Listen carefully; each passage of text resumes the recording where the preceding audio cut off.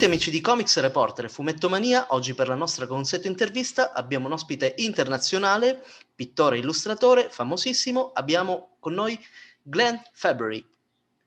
Welcome. Hello. Abbiamo la prima domanda, riguarda un po' i tuoi inizi. Dato che la tua prima storia disegnata è stata per la band britannica The Stranglers, sarebbe interessante sapere cosa ascolti, il tuo legame con la musica e l'importanza che essa possiede nella cultura inglese.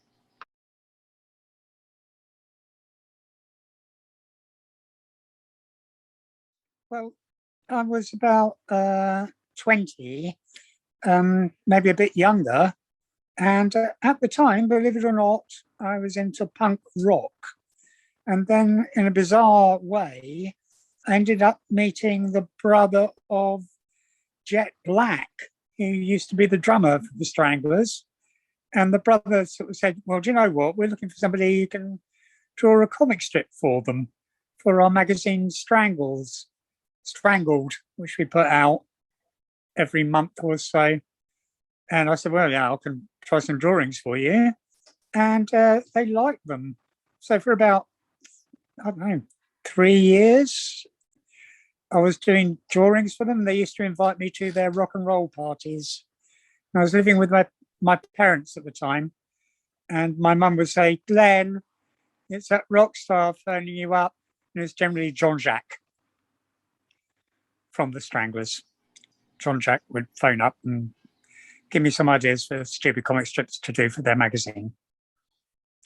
But every Christmas I go to rock and roll parties up in London. Right. Spesso i tuoi disegni sono associati a una forma di irriverenza, addirittura un po' di violenza. Si potrebbe chiederti se questa inflazione degli ultimi anni ti lascia preoccupato oppure no, e se ci sono cose che non vorresti disegnare e altre che sono state censurate dai diversi editori per i quali hai lavorato. Questa è una domanda multipla che ci viene proposta dall'amico e collaboratore José Magnet.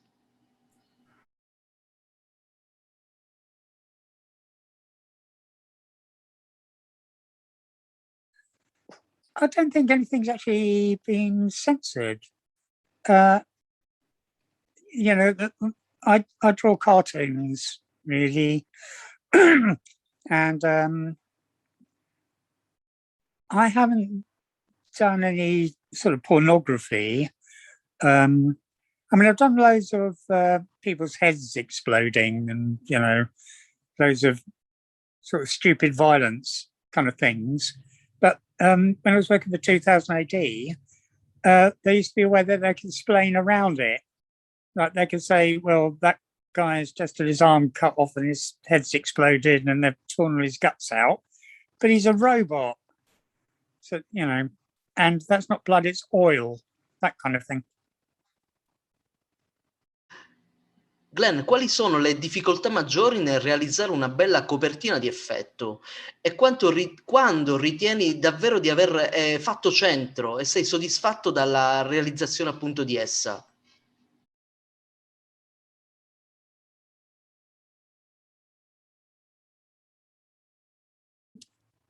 The greatest difficulty, really, what I used to think when I was drawing or painting covers for comics was that it needed to stand out against all the other sort of covers. So I'd try and do like kind of iconic images, so they'd be like sort of reasonably simple. So you'd be able to see exactly what was going on the cover from, you know, if you stood 10 feet away from it, you'd be able to see exactly what was happening. So I suppose the main difficulty was trying to make things as simple as I possibly could. Cosa secondo te contraddistingue l'irriverenza e l'umorismo britannico nei fumetti?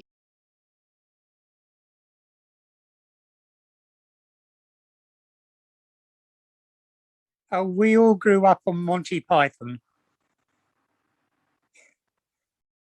All of the people in comics, they grew up on Monty Python, Spike Milligan, Fawlty Towers, to a certain extent, Benny Hill.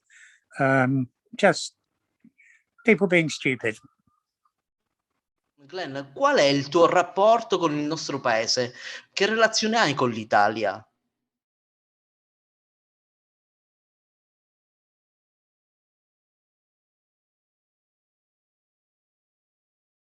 Yeah, I went to Lucca a couple of years back, the big comic strip convention over there, and I got to meet Liberatore, who's like one of my all-time favorite artists. And, you know, he couldn't speak a word of English. I couldn't speak a word of Italian.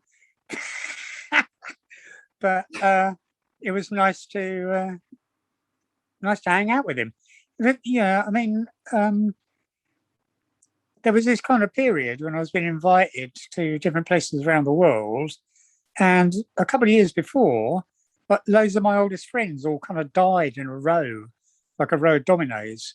So if anybody invited me anywhere, I'll go, yeah, sure, let's go. And I've never been to Italy before. And yeah, it was great. I couldn't speak a word of Italian. It was difficult. Nobody at the actual show in Lucca could speak a word of English, apart from like one guy, but he was also selling his own comic, so he wasn't always available. So I had to say, perfecto, ciao ciao, maestro, you know, my very, very few words of Italian. But, you know, I did get to meet Liberatore. He seemed all right.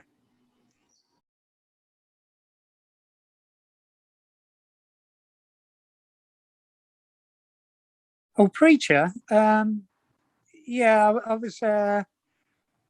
I was friends with Garth Ennis and Steve Dillon, and I did a whole series of covers for Hellblazer. It's my first work I did for America. I did about, I don't know, loads of covers for Hellblazer. And then Garth and Steve decided they wanted to branch out and do a creator-owned comic of their own.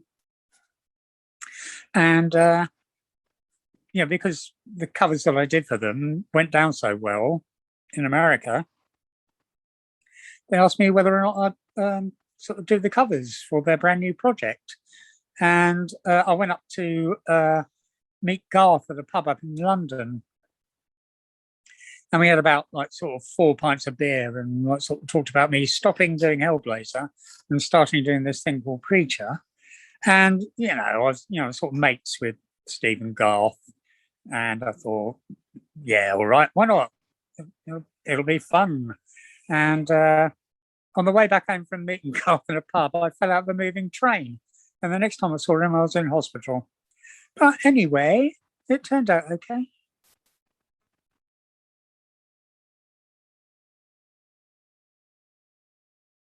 Glenn, noi ti ringraziamo da parte di Comics Reporter e Fumettomania, la nostra intervista termina qui, ti diciamo veramente grazie, ti ringraziamo per il tuo tempo, per la tua disponibilità, sappiamo che sei un artista molto impegnato con le tue date di consegna, eccetera, eccetera.